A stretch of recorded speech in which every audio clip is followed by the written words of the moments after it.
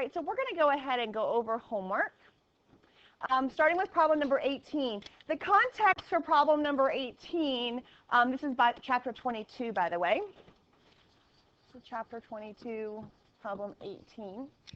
In problem 18, we are talking about parking, hoping to lure some shoppers downtown. We're given some information, so let me write down what we were given. We're given 44 weekdays. We're told that the daily fees averaged $126, and the standard deviation of that sample was $15. So that's kind of the information that we're given in the problem, and we're asked to create a confidence interval and some assumptions and that kind of thing. So remind me the process. If we're trying to do a t interval, first of all, why am I doing a t interval in this problem? Tell me what we're given that tells me t interval. The mean, right, the average. So because we're talking about the average, we're dealing with t's, t inference, and we're asked to create an interval, so that's what we're going to do. We only have one sample. We will start on what day is today? Wednesday? Tuesday. I don't even know what day it is. All right, Tuesday. So on Thursday, next class, we will start two sample with means, okay? We'll start that. There's actually more than one way to do two samples. So we're going to do one of them before spring break and one of them after. But for now, we're going to look at just one sample. We have one sample of 44 days. The interval formula is your mean plus or minus the t star times the standard deviation, which if you remember, you have to divide by the sample size. So this is the formula in which we're going to use, okay? What information do I know right now? Everything except t star. And so that's where a lot of us, when I checked homework, I was looking for that t star, and we were looking for those values. The x bar is 126. We'll come back to the t star, and then we have 15 divided by the square root of 44. Okay? How do I find this value? And that's what I'm looking for. Who remembers? How do I, what function on my calculator am I going to use? Inverse t, right? So I'm going to draw it first. What goes in the middle? Whatever level of confidence we're asked, right? And so if you look at the problem, in problem 18, it's saying 90% confidence. So I'm going to put 0.90 in the middle, which leaves how much on either tail? 0.05, 5% on each tail. I'm only worried about one of those tails, so I'm going to do inverse t, 0.95. Where does 0.95 come from? Because we got to add the 2, right? And then I have to come up with this other number. What other number goes there? The degree of freedom, which I really should list here. What's the degree of freedom? Your sample size minus 1. Do you agree? Okay? So sample size minus 1, and that's going to give me what value for t star when I type it into my calculator? Say what, Cameron? 1.68? No. I'll tell you why in just a minute. Can we round it maybe 3 decimal places? 68 what? 681? Just to be on the safe side. Okay? We don't want to round too much. So at this point, we're going to plug it into my calculator. We're going to find our margin of error, add and subtract, and go from here. Because the context of this problem is what? What is the unit of measure here? Money, right? Dollar amount. What should I round my confidence interval to? The nearest cent. So that's what I was looking for extra credit. Okay? The answer becomes $122.20 and I forget what the other one was. $129.80. Okay? So really looking for the context there for extra credit. If I wanted to interpret this interval, we could say we are 90% confident that the true mean parking whatever was between $122.20 and $129.80. those of you who got this wrong, one of the two issues was the T-star, right? And rounding correctly. A lot of us got 6s, though, so that was good. Any other issues with this other than those two that I just pointed out? You okay with that? Fernando, we okay? Figure out where you made a mistake? Okay. Byron?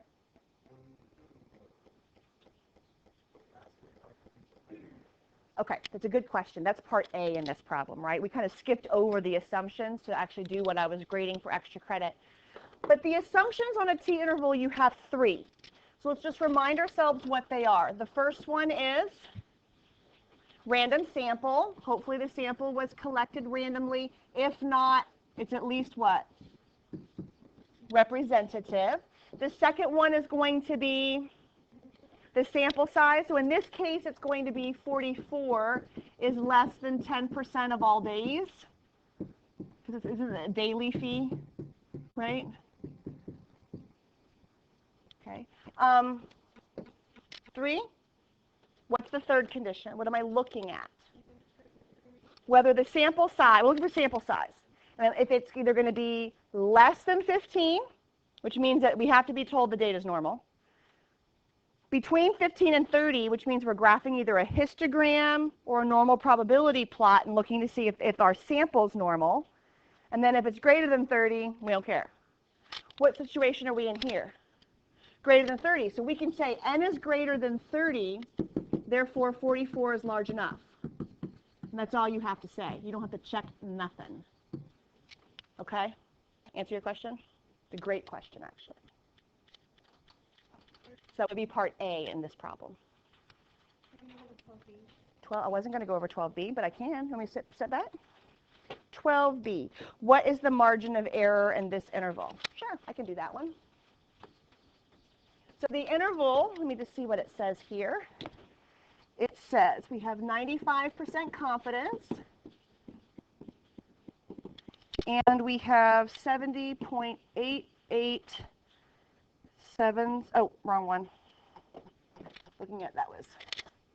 We are still 95% confidence. 29.202 to 31.844. And it's asking in 12b for the margin of error. Okay? The margin of error. Isn't that the half of the width of the interval? Because aren't you taking it and adding it to the middle and subtracting it from the middle? So the margin of error is half the width. How do I find the width? How do I figure out the distance from here to here and divide it by 2? You add them and divide by 2.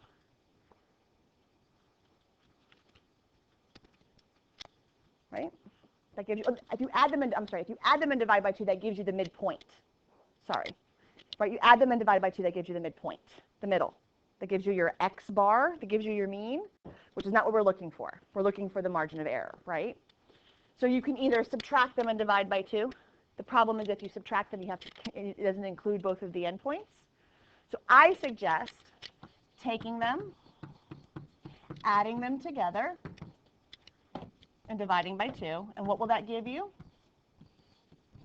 That gives you your x. That gives you your middle. So do me a favor and just try that real quick on your calculators. Tell me where the middle is. Huh? Well, let's make sure everybody can do it. That's probably right. I'm sure it's right, but let's just give everybody a chance. Type it in. That gives you your midpoint. And then how would I figure out the distance from the midpoint to the end? You could just subtract the 2. Okay? But I want to make sure you know how to find the middle too, because that's important. Because it could ask you, what's the mean? What's the sample mean? That would be this question. So I don't know what number you got. What'd you get? 30 point what? Okay, so that's your x bar. It is in the middle. That's good. 5 what? 523, sorry. Thank you. And then we could just go ahead and subtract either one of the two. It doesn't matter. 30.523 minus, and that will give you the margin of error. Okay. I went through this step only because I want you to make sure that you can know how to find the middle if you needed to. Okay? You could have bypassed that and gone straight from here to here. Is that okay? All right, can we look at question 20? Okay, I specifically want to talk about 20D.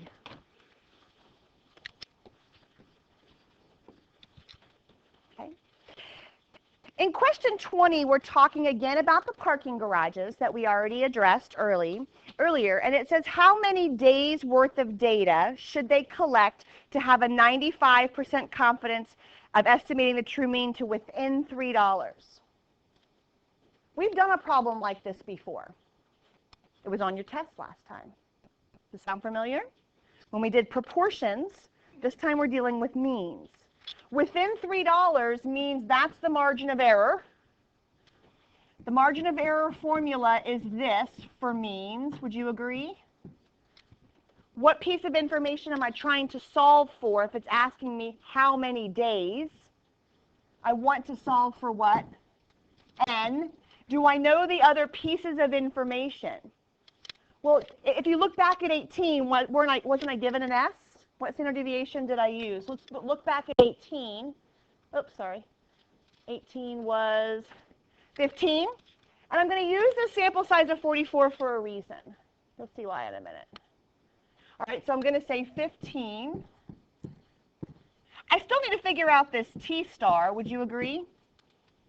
How did we do T star before? What level of confidence is 20D? 95. So we're going to do 95 in the middle. How much does that leave on either tail? 2.5%. So we're going to do inverse T, 0.975. What's the problem? I don't know the degree of freedom. When we did it with proportions and we didn't know something, we estimated it with what? 0.5, 0.5. There was no difference between P or Q. When we're talking about means, it's a little bit different. If, let's just say, if I said we want a really small sample size, what do you think is going to happen here to my T star? This is not part of the problem, but just kind of as a practice. What if I said my sample size was 2? Do me a favor, plug that into your calculator and tell me what you get. What happens when to my T star when I have a very small sample size? What number do I get? I got a different number, I think. Did you get 4.3? Oh. Making sure I'm doing the right thing. 95, 0.975, 4.3? Okay, fine. What if I changed it to the degree of freedom that was used in problem 18, which would be 43, right? Sample size minus 1. What happens with that? 2 point something? 2.02? So either 4.3, 2.02, okay? Somewhere in between here is what we're looking at. Would you agree? Okay?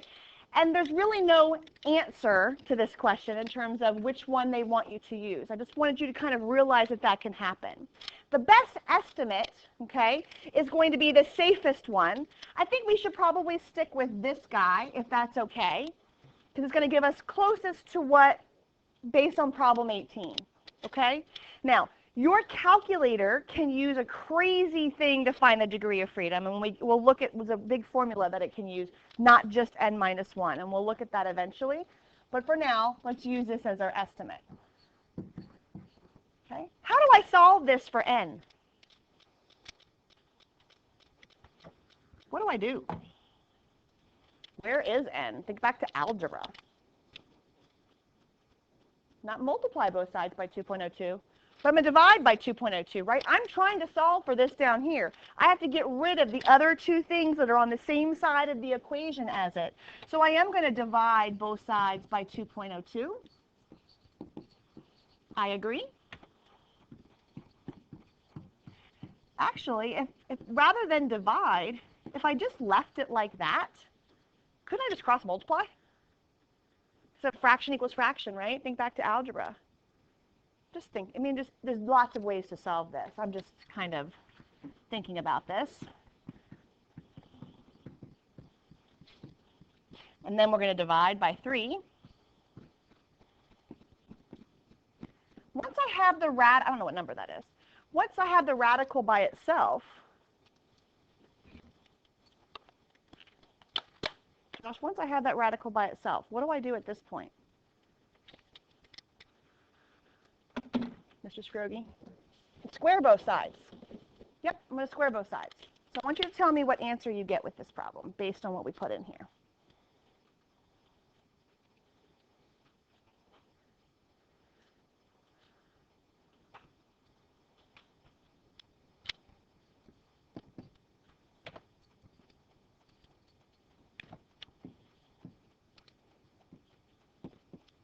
Did you get that? You square 10.1? Or there's about, right? About that, right? All right. So can I ask 0.01 of a person? Nah. So what now? Yeah. So I would just say about 103 people. Okay? Or 103 days. Is it parking lot days? Are we talking about days again still? Days, right? So 103 days. Okay? About that. So it's similar to what we did before. The degree of freedom throws a wrench in. Okay? So we kind of have to be told what to use in that situation.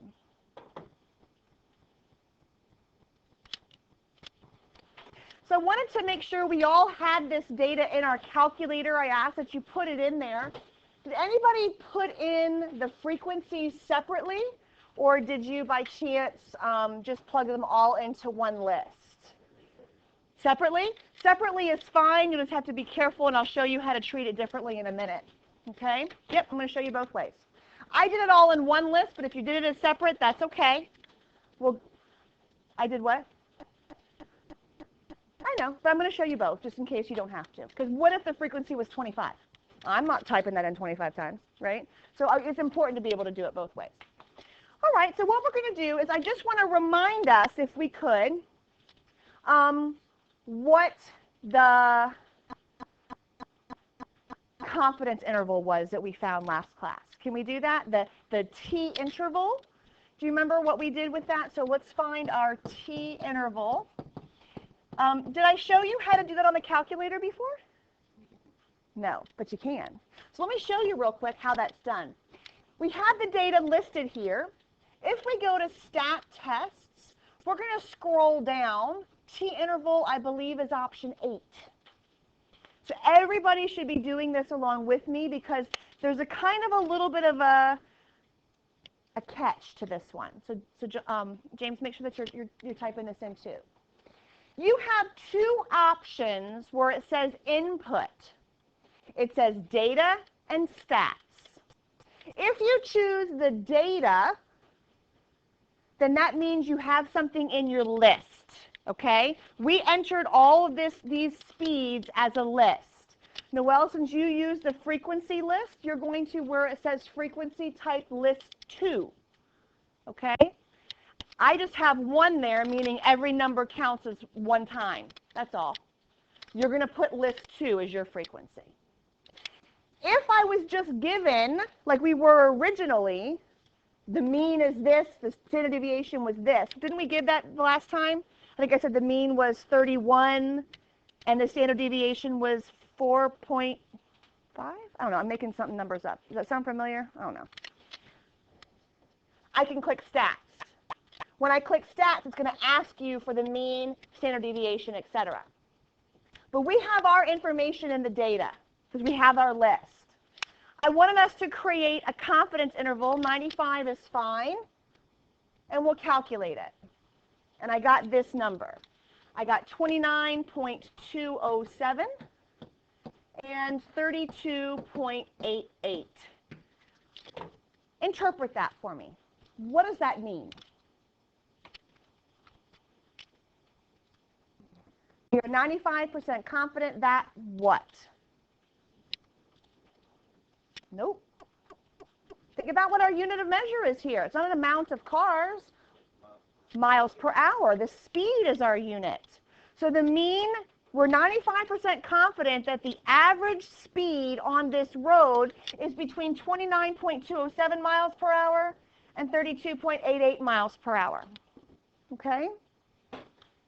Any questions so far? You had your hand up for a second ago. Are you okay? You got it? Okay, good. Ricardo, you good? Okay. We also talked last class about what if the posted speed limit was 25 miles an hour like it is on my neighborhood road? What can we conclude? Where is 25 in our interval? Totally lower than it, which means what? We got some speeders. Okay, Ms. Mack going to be out there with her radar gun telling people to slow down. Okay? So yeah, we got some speeders. We know that they're speeding. We can actually say how much more speeding they are, can't we? How much above this posted speed limit. What if the speed limit was 30 miles per hour? Say what? Because 30 is in the interval, we can't conclude that they're speeding. Okay, we have to fail to reject the null. We can't say that. Okay? So that's just the interval. When when a question asks you to do a statistical test, the interval is not a test. A test means you have a p-value. So let's actually take this same data and this same scenario, and let's do a test with it. Okay? So maybe we'll do that, maybe not. Back to red.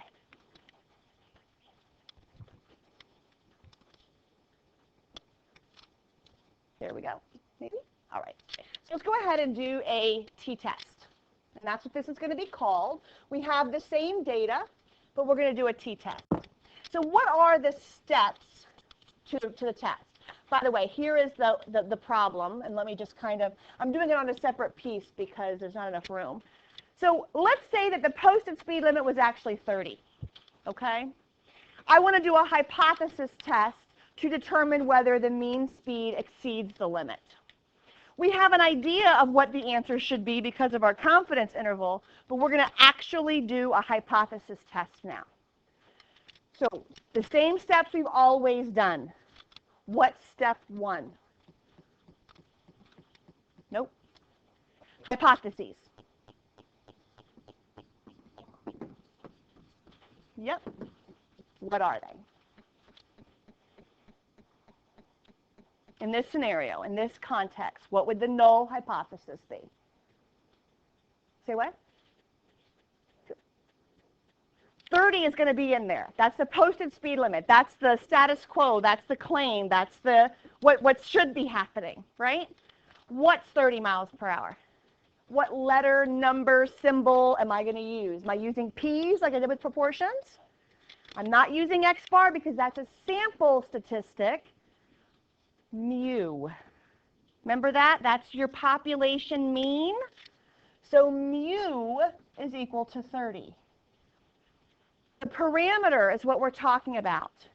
So mu is the population parameter for means. And you would write in context the average speed on Trip Hammer Road is 30 miles per hour. Okay? What's the alternative hypothesis? Remember, with an alternative, we're either a two-tailed test where it's not equal to, or it's greater than or less than. We're looking for a key word in the problem. What key word do you see? Exceeds. So what does that tell me I'm going to do for the alternative? Greater than. The average speed is greater than 30 miles per hour. Okay? Step 2. What goes in step 2? Name the test. And what test did I call this? This is the t-test. Okay? I don't call it the t-test on your inference portfolio on that cover sheet. I call it a hypothesis test for one mean. Okay? So just so you know, I think it's number 7. But just keep that in the back of the mind. But it is a t-test. And then we have to check conditions. What are they?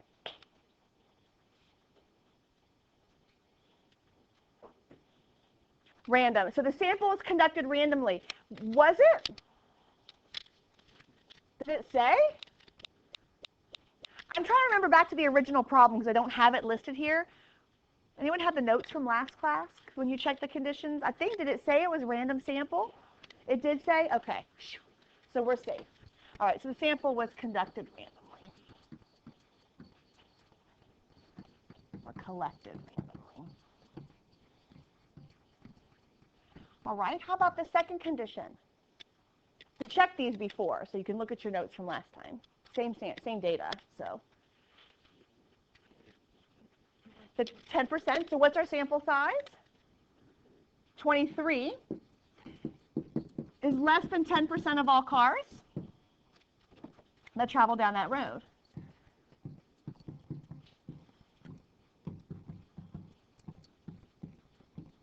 I don't even know if I spelled that correctly, but we'll pretend. Oh, less than, sorry, 10% of. All right, what next?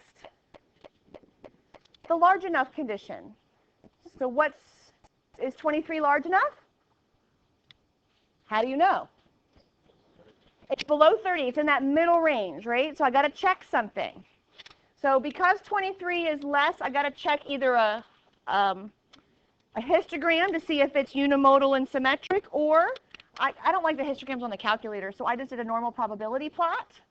We're going to just sketch it. So if I'm going to sketch a normal probability plot on that calculator, where do I go to do that?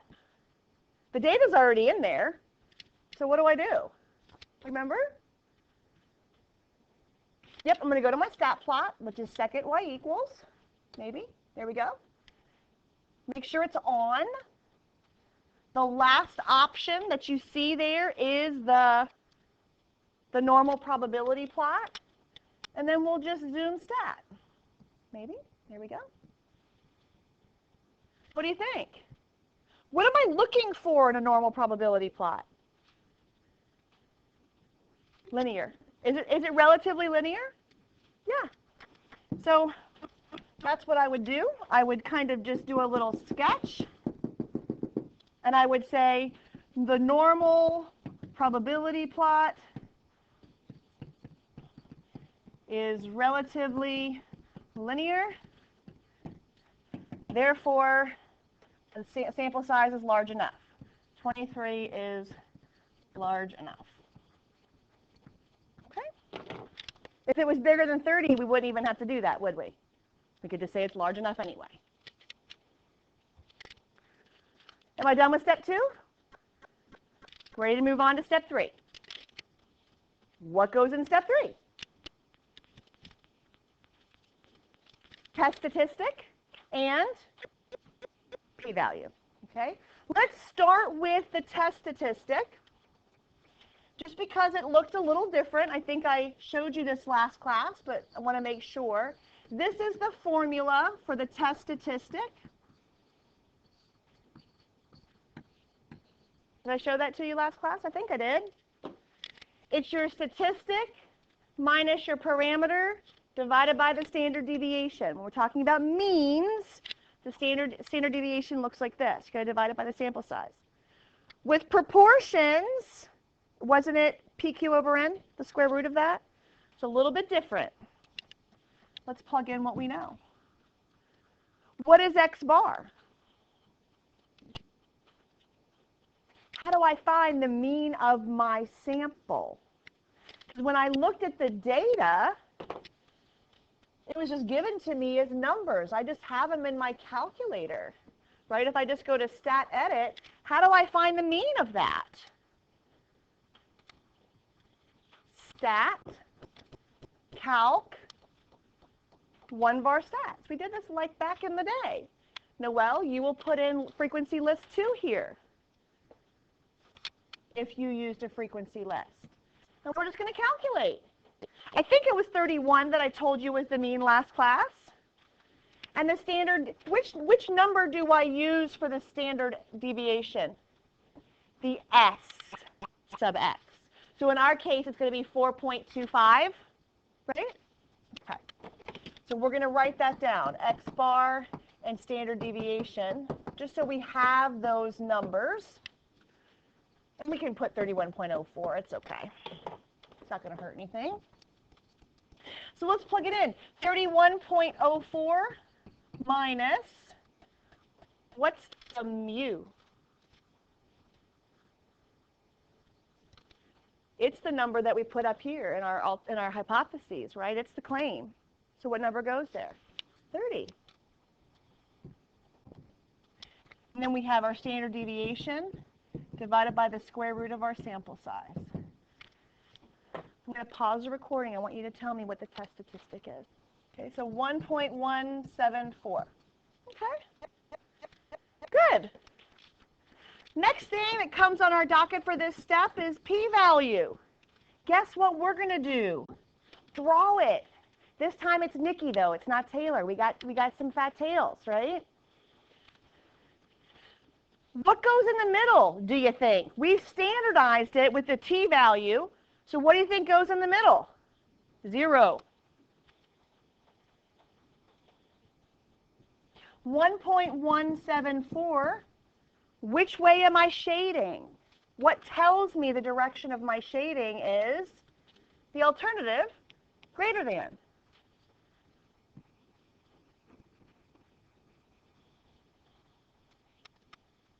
How do I find this probability? Where do I go in my calculator? It's not normal.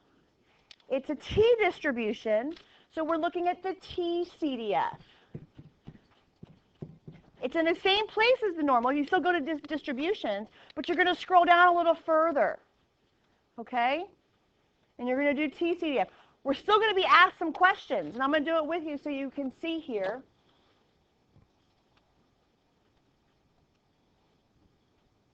If I go to the t-CDF, which is in second distributions or second vars, t-CDF is option 6. It's going to ask us lower bound, upper bound. What's the DF? Degree of freedom. So we need that information as well, too. What is the lower bound of my shaded region, of the shaded part? Left-hand side of what I shaded. 1.174. And if you don't type it in this way, you will get it wrong, so be careful.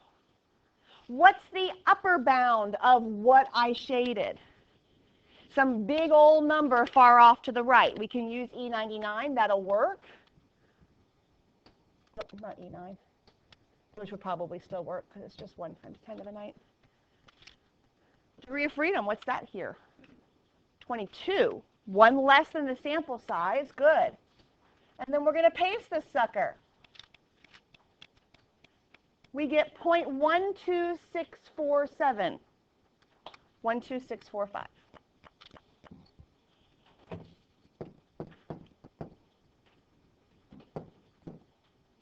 Oh, sorry. Type this in the right way.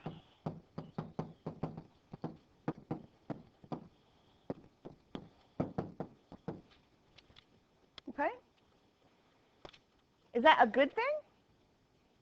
Are we ready to start making conclusions? What conclusions can we draw? Yes, step 4. The conclusion, oh goodness, moved it. The conclusion is the same kind of thing we did before. You take that p-value and you're going to compare it to the alpha, which wasn't stated, so we assume it to be 0.05. Which one's bigger? The p-value. Can I reject or do I have to fail to reject? I have to fail to reject. Why can't I reject? The glove didn't fit, okay? It's not small enough. So I have to fail to reject the null. What does that mean in this context? If you look back at what what am I rejecting? The null, sorry. If I look at the null hypothesis, I can't reject that. I have to fail to reject that. So what can I say in terms of the context, Cameron? Okay, I can't say the mean's above 30, but what can I say just in context of the problem? Are there speeders or not? No. I do not have evidence to say that people are speeding on the road. That's what I can say in context. People are not speeding. Can't really say that. But I can say we just don't have evidence that people are speeding. Okay?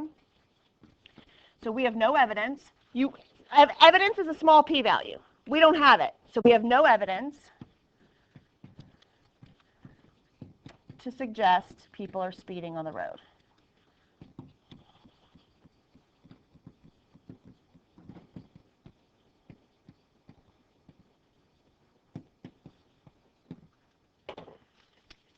Okay?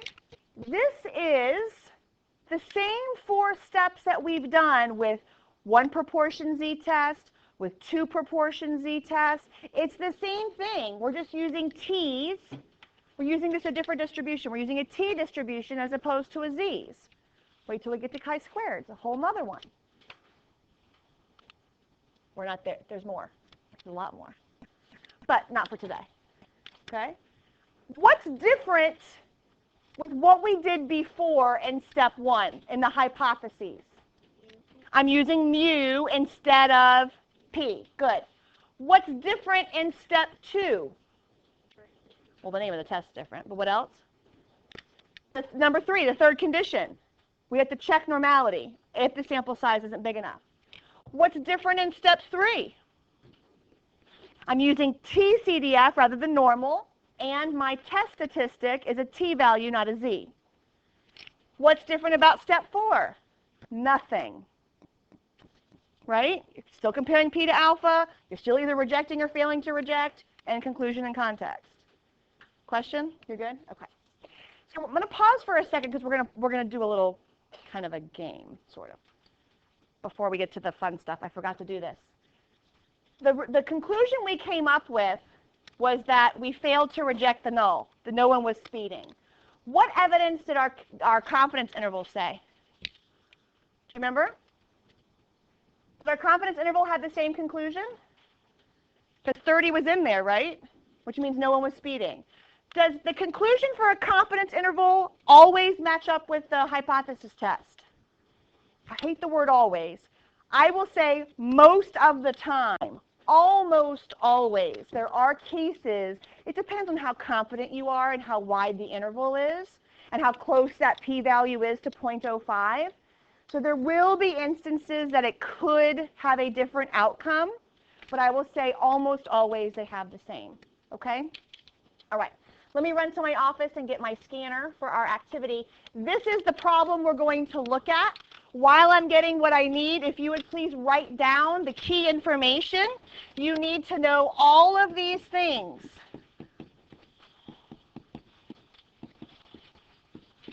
Okay? And then we'll get to it. Go ahead and write your null and alternative hypotheses. Check the conditions. And we'll be back in just a minute. What's the mu? What's the claim? 23.3, that was the initial data. So that's the status quo. That's the information that we have. That was the census data. That was the claim. In our sample that we took of married men, what average did we get? 24.2. That's your X bar. What standard deviation did we get of our sample? 5.3. How many men did we sample? And the degree of freedom will be perfection. So if we're going to do a null and alternative hypotheses for step 1, what is it?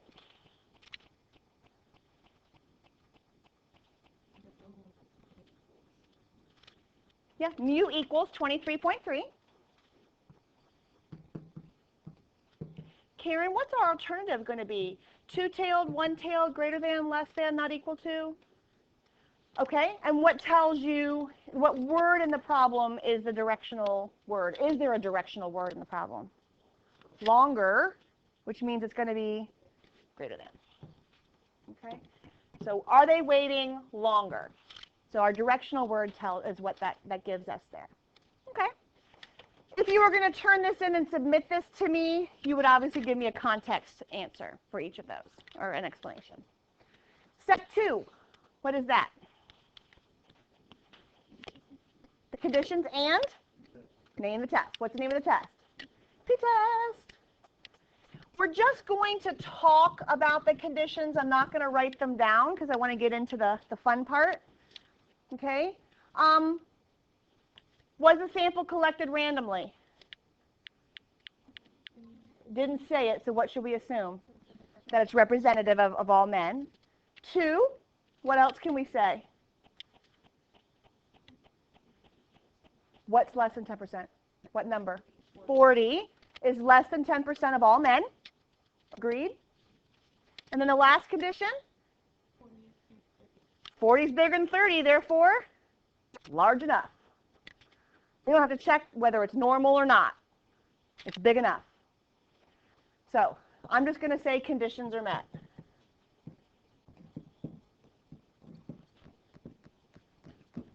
If you were turning this in, you would obviously, because the sample size is greater than 30, n is greater than 30, 40 is large enough. Step 3 is what we're going to do. I want you to first tell me what the test statistic is. Okay? So I have this little app that we're going to use called Plickers, and we are ready to do it. So we are looking for the test statistic. Okay? So notice you have all your names up there. Okay? I'm going to hide your names just because I don't want you to see your names come up. I might keep them up in the beginning just so you can see what happens, because it will turn green if it's correct and it will turn red if it's wrong. And I don't want to like embarrass anyone, so do you mind if I just hide that? But I can see who shows up. So I'm going to hide your panel. I am going to make it full screen so you can make it a little bit bigger. And if you'll just make sure whatever, you don't have to hold it up too high. You can just, it works pretty good.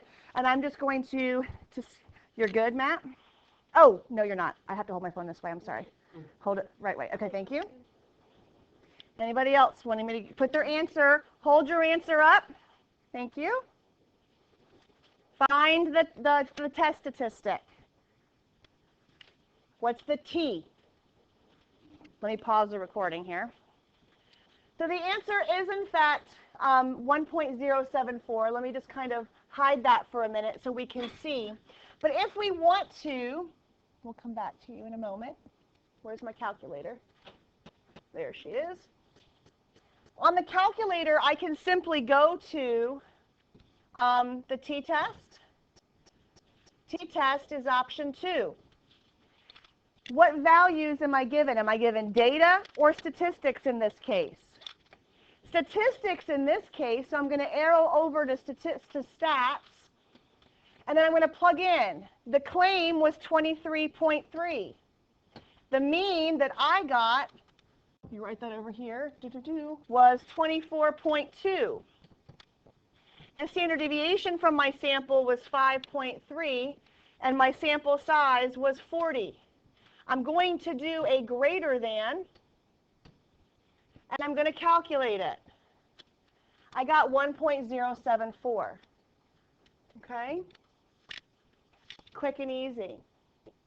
Next question. Are you ready? Okay? So the next question, get your thing ready. What's the p-value?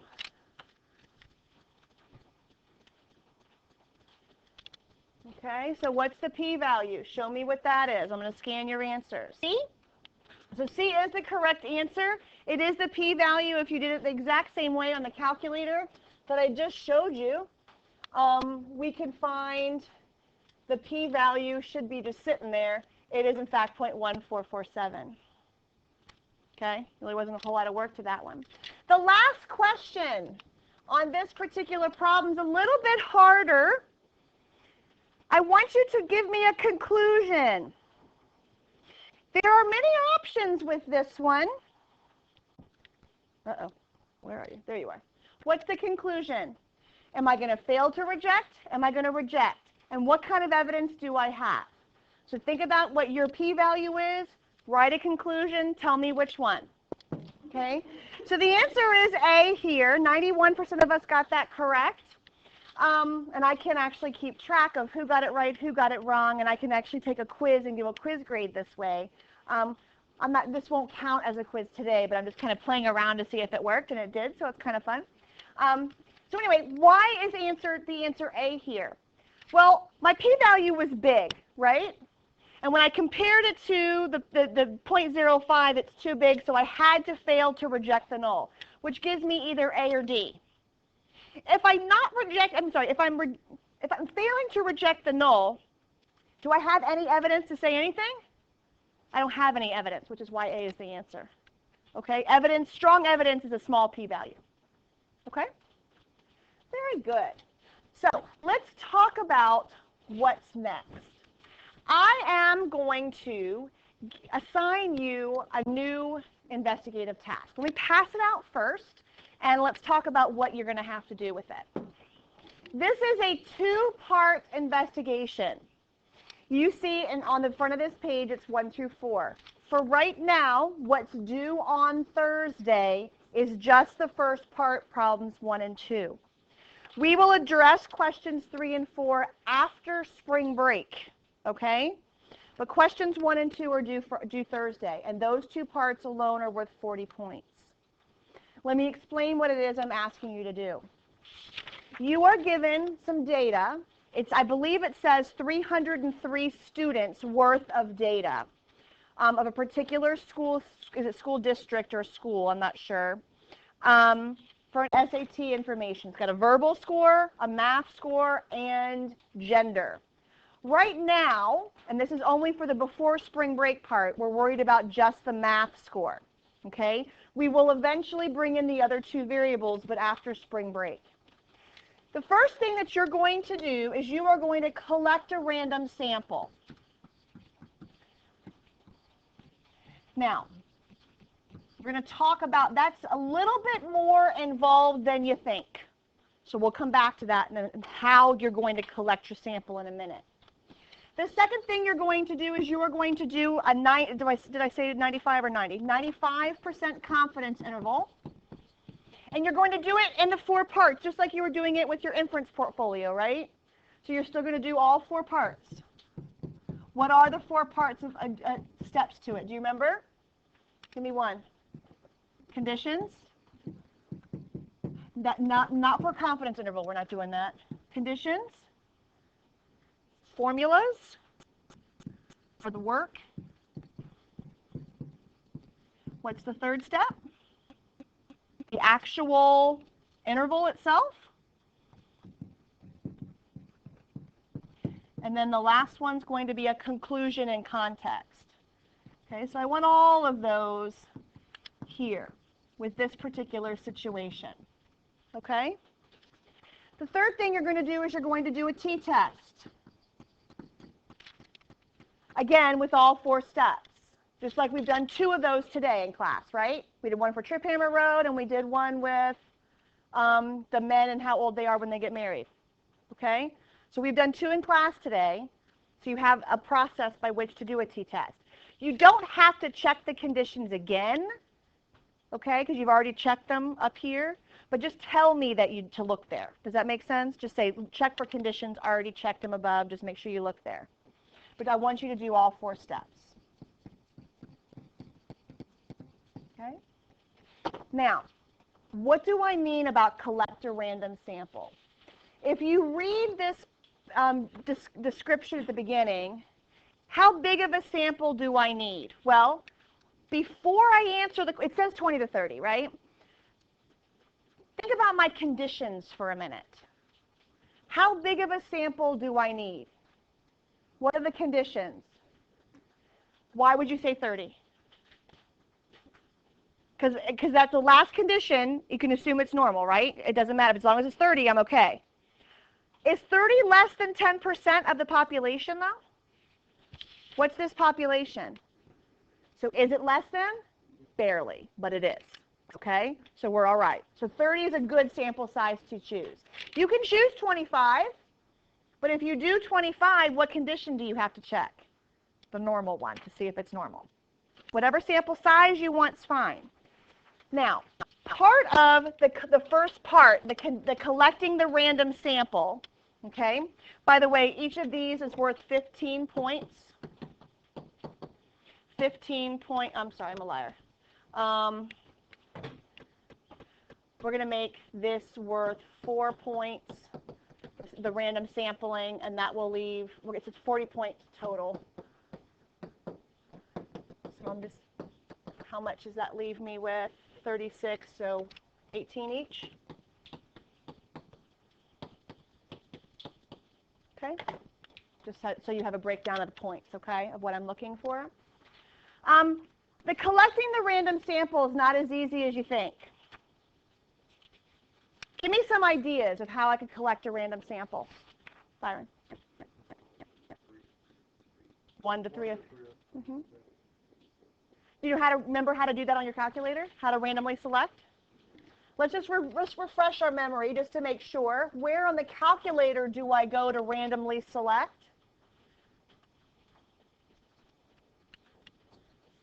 Math, probability, make this bigger. Math, probability, rand int is option 5. Random int from what to what? 1 to 303. And hit an enter point. 286. Awesome. So you're gonna count to 286. Exactly, right? You're like, okay, Miss Margaret, you crazy. I can tell you, I believe there are 52. Someone can verify. There are 52, right? So there's 52 in each of the columns. That should help you, except for the last column. Would you agree? Okay. So you're going to need to collect 30. Now, if I wanted to do something maybe a little different, a true SRS would mean I'd hit this 30 times. Would you agree? And I'd do 30 of them. Or I could also go to and do all 30 at once. Do you remember how to do that? 1, 303, and then just do 30. And it will get, 303. And do 30. And it will give me all 30 of them at once. And I could just arrow over and find them all. That's fine too. That is an SRS. So if you're doing it that way, you better say, I did an SRS, and then describe your process. Tell me what numbers came up. And here's where you're going to highlight. You're going to highlight each one of them on here. Okay? I need to see everyone's sample is different, folks. Yay, me. I get to grade that. Fun. Okay? Everyone's sample is different. So I need to see how you collected it.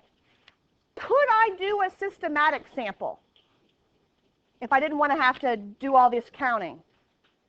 I could. But what would I have to do? Good. So if I started at, I don't know, let's do it one more time.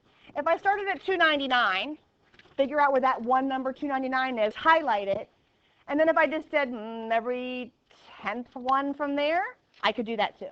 Okay? Either of those are acceptable randomization collection data procedures. Okay? So I will accept either. You just have to tell me what you did. Fair enough? And that's 4 points. You're going to highlight this. Do not lose your sample, because after spring break, you're going to use the same sample to do parts 3 and 4. Okay? The rest of class is yours to start collecting your data and to continue with this process. It's due on Thursday. Okay?